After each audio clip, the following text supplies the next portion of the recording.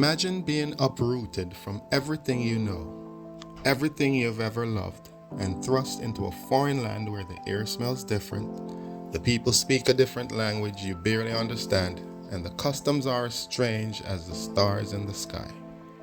This is the reality for Daniel and his friends, Ananiah, Mishael, and Azariah, as they find themselves in Babylon after the siege of Jerusalem by King Nebuchadnezzar. It's a story that resonates deeply with anyone who has ever felt lost or out of place. Now let's break it down.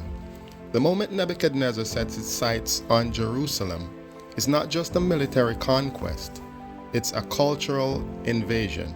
The king wants the best and brightest of Judah's youth to serve him, to be molded into the image of the Babylonian ideals. He's not just taking their bodies, he's trying to take their identities. He changes their names, stripping them of their heritage and replacing it with the names that honor Babylonian gods. Daniel becomes Belteshazzar, Ananiah becomes Shadrach, Mishael becomes Meshach, and Azariah becomes Abednego. It's a powerful metaphor for how cultures can clash and how identities can be transformed under pressure. But here's where the story gets really interesting.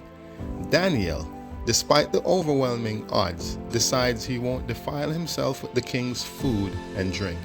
He's not just being picky, he's making a statement about his faith and his values. It's a bold move. He approaches the prince of the eunuchs, asking for a diet of vegetables and water, pulse and water, instead of the rich food from the king's table. Can you imagine that conversation? Hey, I know you got this amazing dinner table here, fit for a king, but I'd rather eat vegetables. Now it takes guts to stand up for what you believe in, especially when your life is on the line. And here's the kicker, the eunuch is scared.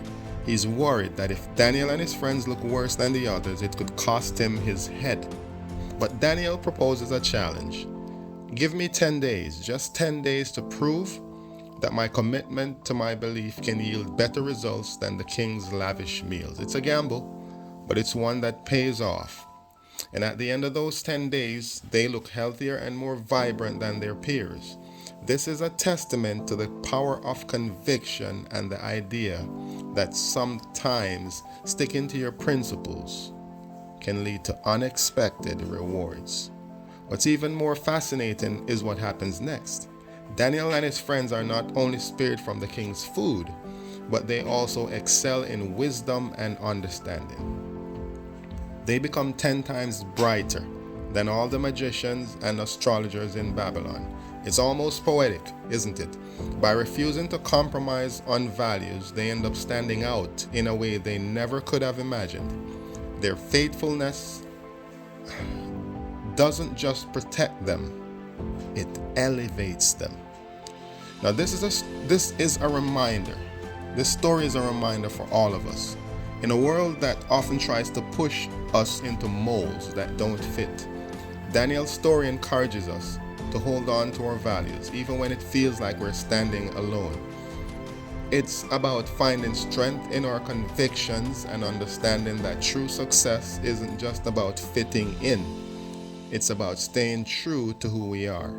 So the next time you feel pressure to conform or compromise, think of Daniel.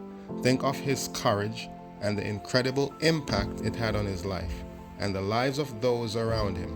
Remember, sometimes the most powerful thing you can do is simply be yourself, unapologetic and unashamed.